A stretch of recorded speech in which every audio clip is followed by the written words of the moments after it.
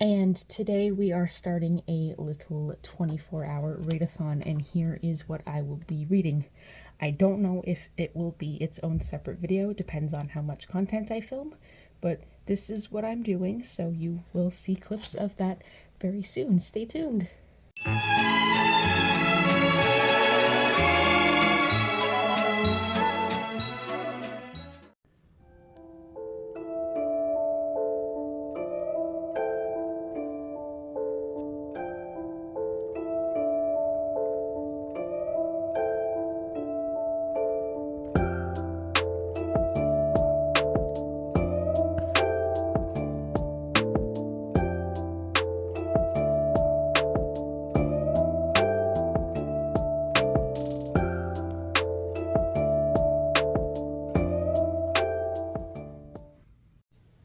Okay, so it is 2:10 and we have begun the 24-hour reading vlog. I am starting with The Little Mermaid and Other Fairy Tales by Hans Christian Andersen with illustrations by Mina Lima. And what will you be reading? I'm finishing up Chuck Dixon's Nightwing run at the moment. Woohoo!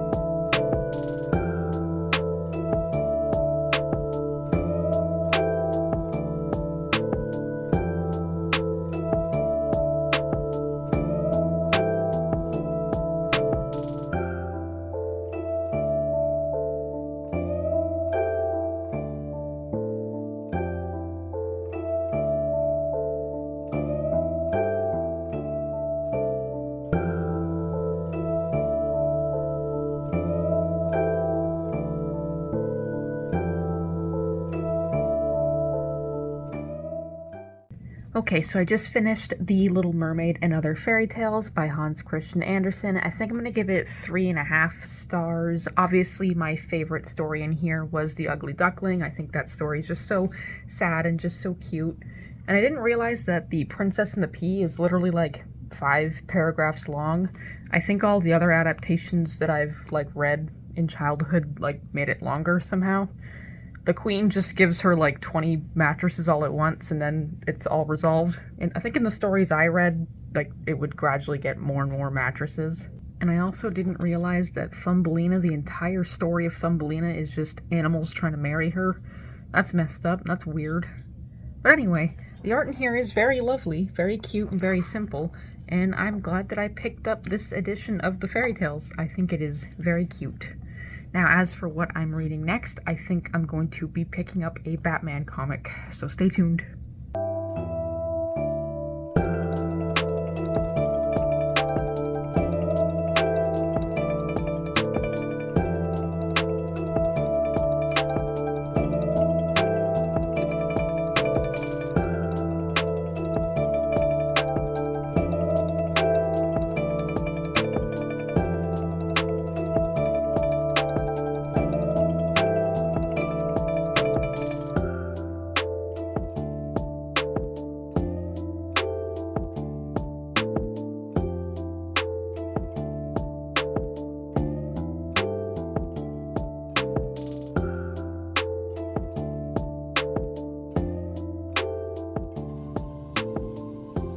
That's not very helpful.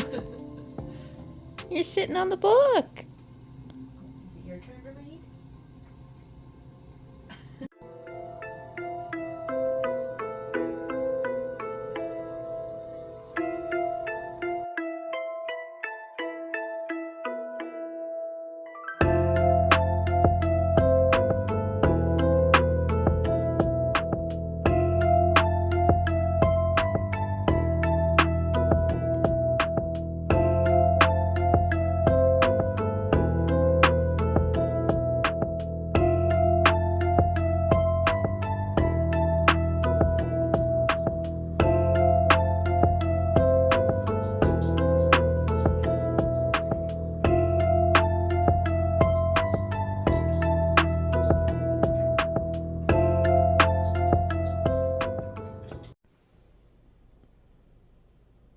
So,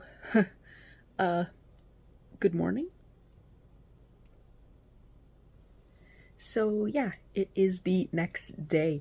After supper time, we decided to stop reading for the day, but that does not mean that this reading vlog is over. Oh, no, no, no.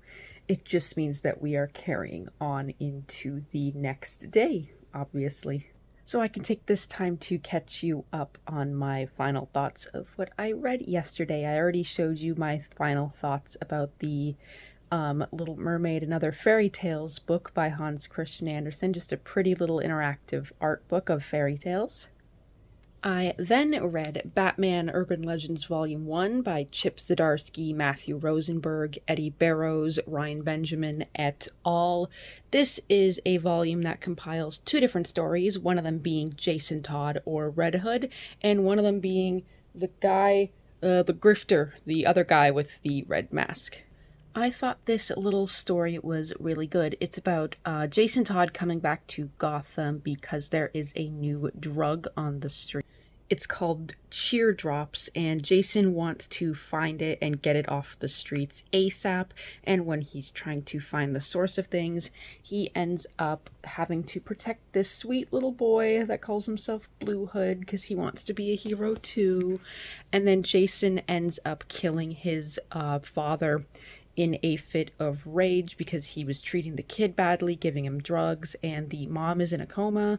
So Jason is making bad decisions based on his own personal past and his own connection to living on the street and dealing with drugs. His mother died of an overdose, so it's very personal to him, and he is clashing with Batman, and he has to eventually save Batman from the man who is distributing these drugs, and he calls himself Cheer.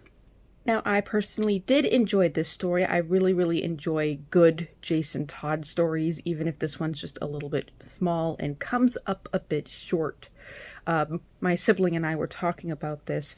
They are very cyclical with what they do with Jason Todd. They can't really change the status quo with him, so him and Batman will always clash about whether or not it is worth it to kill people if they do bad things, and they're never going to get resolved, and they're always just going to be this hanging thread of tension between them that can just never be fixed.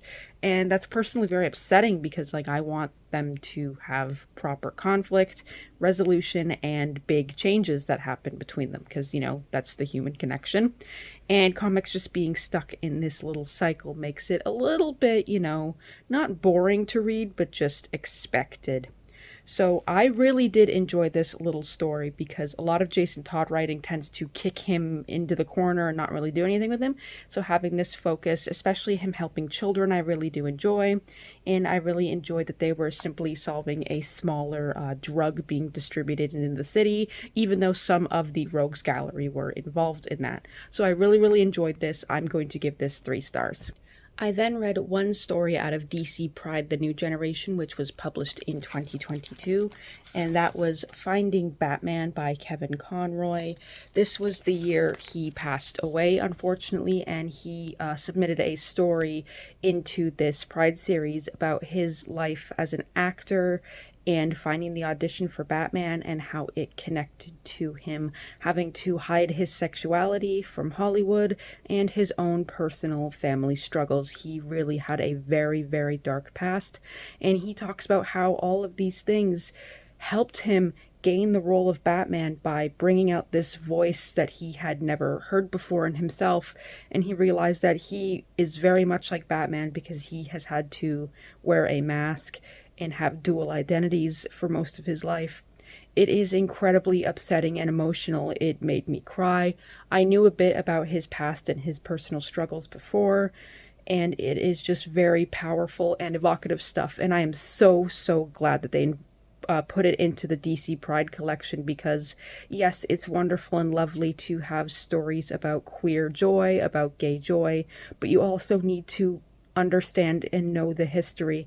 He talks about loved ones dying from AIDS. He talks about being called various slurs and the actual proper animosity towards gay people, and that is important. We need to know about struggle as well. We need to know about people's pasts, because we lost an entire generation where Kevin Conroy was in his adulthood, and hearing his voice and hearing his words is so super important, and I'm so glad he was able to come out eventually in his lifetime and share that with his fans, because I certainly appreciate it.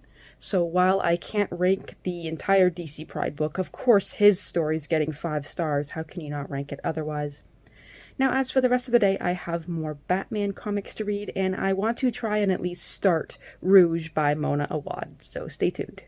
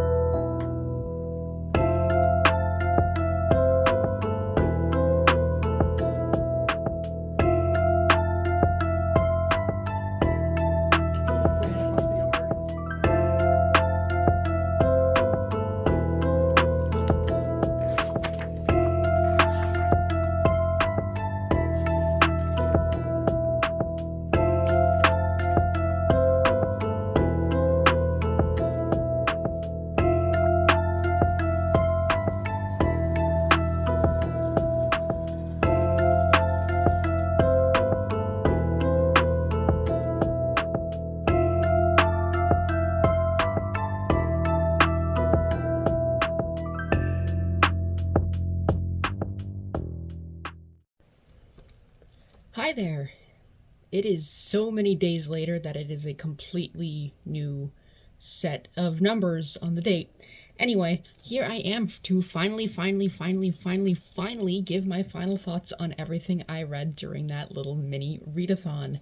So the last thing I read was Batman the Knight by Chip Zdarsky, Carmine D. John Domenico, and others. I personally really liked this comic. As someone who only just got into reading comics in the past year and a half, I have not read every single one of Batman's possible origin stories where he goes to different countries and learns the craft of becoming the world's greatest detective, the Caped Crusader. So having it all in this one nice, succinct, well-drawn little story is very excellent. I mean, people were mad because they're like, oh, I've seen these sort of past stories before. We didn't really need any new ones to explain anything. I really liked this one. I thought it was pretty well done. There was a lot of interesting stuff going on. I really liked how he went to different countries and went to different places to learn things. Like, all over the world, he sought out the best of the best, and a few of them actually snuck up on him. Like, are we gonna get mad at proto-Catwoman French mommy taking care of baby Bruce? I don't think so. It is great. I really liked that aspect, obviously. And I also really enjoyed Ghostmaker following him, trying to copy him and his training, and then killing the people that ultimately taught him once his training is completed. It really showed the difference between Bruce's humanity and his emotions driving him to be Batman versus Ghostmaker, completely psychopathic, having no emotions, and failing to become Batman as a result. This was a very well done story. I liked it a lot. And not to mention the incredibly subtle scene of Ghostmaker leaving Bruce alone in the woods where his heart shatters, immediately going into the next volume and showing a person in the exact same spot getting their heart broken from a breakup. Real subtle, guys. I really enjoyed that. I wish Ghostmaker was in more stuff. I get he's a little bit of a off character to try and add into stories, since he kills people and he's ultimately just trying to copy Bruce. I think he is really interesting, and I really hope they use him again at some point. So that's it. That is the end of this miniature reading vlog. In my regular monthly vlog, I will be discussing in very brief detail all the books that I read this month in my wrap-up. So until then, farewell, see you soon. I hope you enjoyed the small amount of footage. I had lots of fun during this readathon, and I will see you later. Bye-bye.